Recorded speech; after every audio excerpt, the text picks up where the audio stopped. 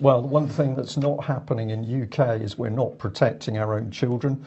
On Monday, we raised the question of the Children's Commissioner, who seemed to be possibly asking some appropriate questions to do with what was happening with COVID and school children. But I'm really delighted to say this is the thing which caught our attention this morning. We know now that parents are starting to ask the right questions. So this was circulating on social media. The handle is Spotted Painton. Has anyone else had a letter from their child's school saying that from September, if any child shows symptoms of COVID-19, they will be tested at school, and then if positive, they can be taken off to a secure place without their parents. This is very worrying, and I am thinking of homeschooling my children because of this. There's more to this than meets the eye. There's a section on the web in the COVID-19 legislation stating this as well, so it's 100% true. Speak to your children's school.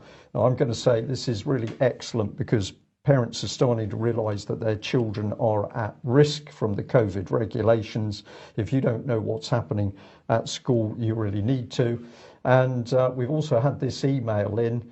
Well, basically what it's saying is, I've taken these figures on face value. We have not done a direct check on the figures, so they may be out, but we're taking the point of the email. It says there are 8.89 million in schools in England in 2020. That's a lot of COVID tests. As we know, lots of tests means lots of cases, and lots of cases means lots of lockdown and lots more tracing and more testing. Somebody really seeing through this really horrific British government policy. And it goes on to say this: what better way to boost the test and trace system than using schools for the following reasons?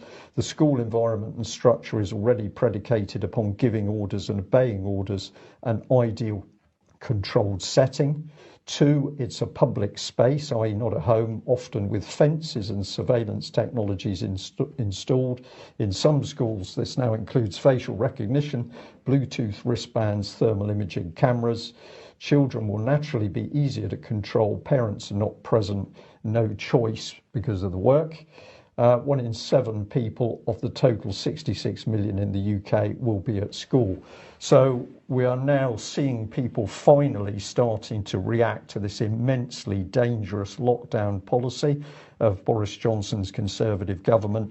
And of course, people realising that the children are most at risk because the new normal future means that your children are going to suffer most if you as a parent allow it to happen. It's